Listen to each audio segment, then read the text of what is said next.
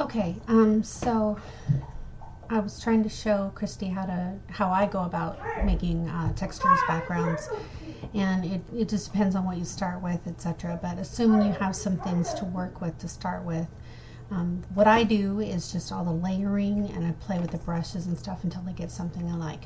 So I've started here with just a pale blue texture, and like maybe the first thing I might want to do is just change it to a different color. So I can go in here and hue saturation and just play around with it.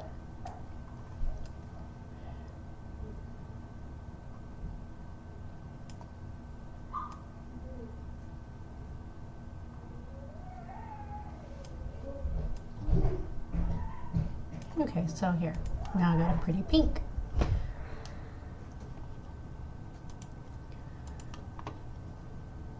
So here in my textures, like I have some really girly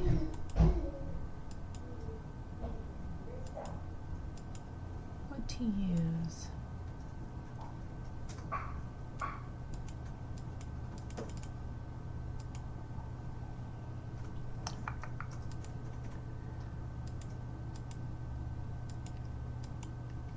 Here.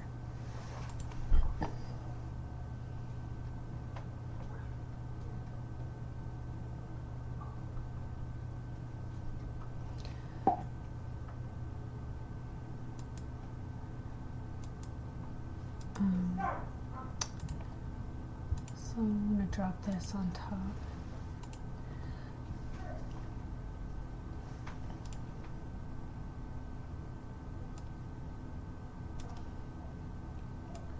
Okay.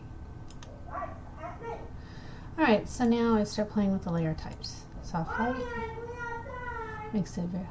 Alright, Tanner, thanks for telling me. Or a screen is too light, right? Normal. I might just want to reduce the opacity, that type of thing.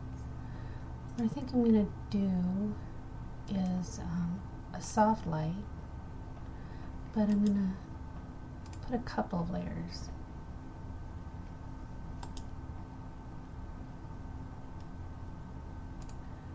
Okay, maybe on this one I'll do a multiply and then cut it way down.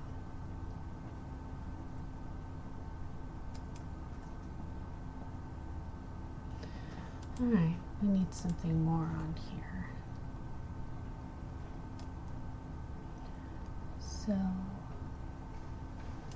let's take this one, which is already a really cool texture background that I use too much. But drop that on top.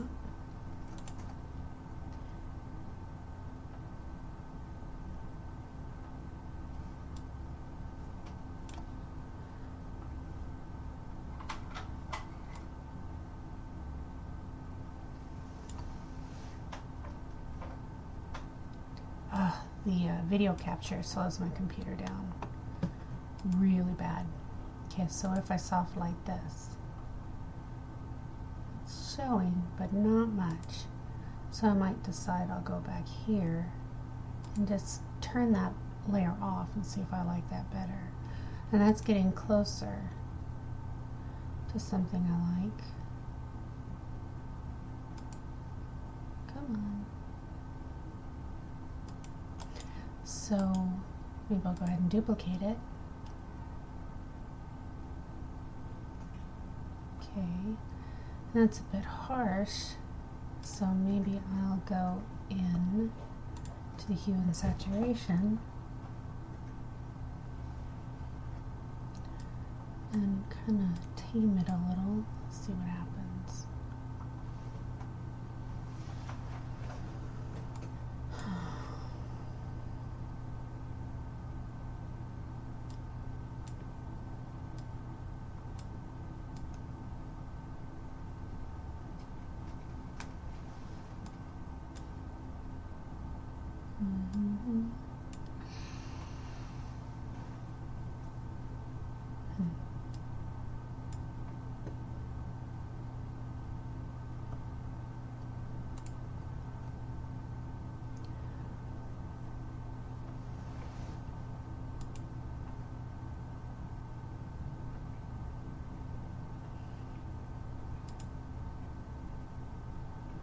this with soft light.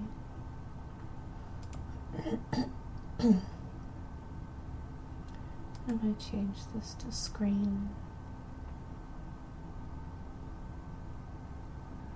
So, you know, I just kind of tinker with the layers, and you know where I'm going to put the layers. Maybe I'll stick a layer of that between those if I want more of the flowers to be prominent.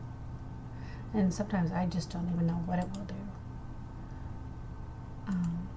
But I put it on there to find out. So I could slap a copy of the original texture on top and turn it into a screen. And then reduce the opacity.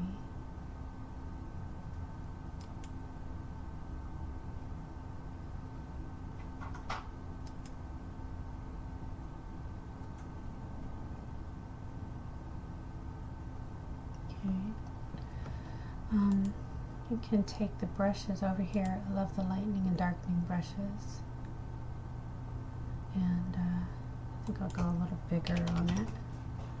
And I can kind of darken up things or lighten.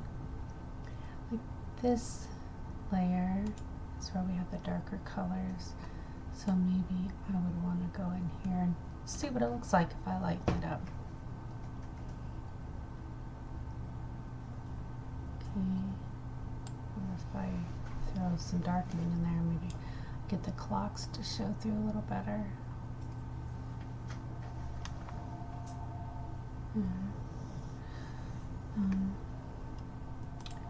I like the sharpen brush. So if I want something to show up a little bit better, I can go in with the sharpening brush and just kind of play around. I want those numbers to be a little more obvious in this spiral. I might at some point just merge them all together.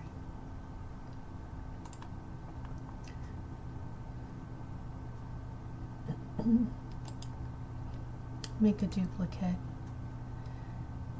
and say try a weave. These are not good colors. Well, actually, look at that. I like that. It kind of really made the clock come out. So maybe I'll leave it like that. If you touch here, you can change your colors.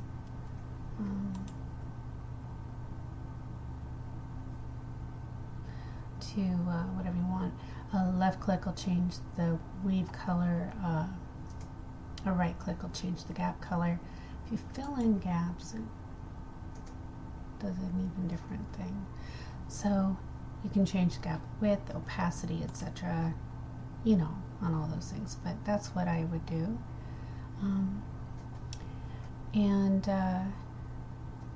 Then there's like the softening.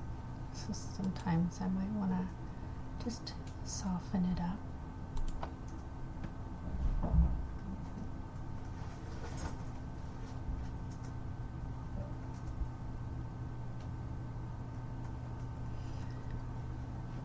So that's just an idea of how I go about it. I just play around, adding layers, changing layer types, playing with the hue and saturation, playing with the brushes, sharpening, lightening, darkening, softening, all of those kinds of things. That's how I go about it. Hope that helps. I can't believe I can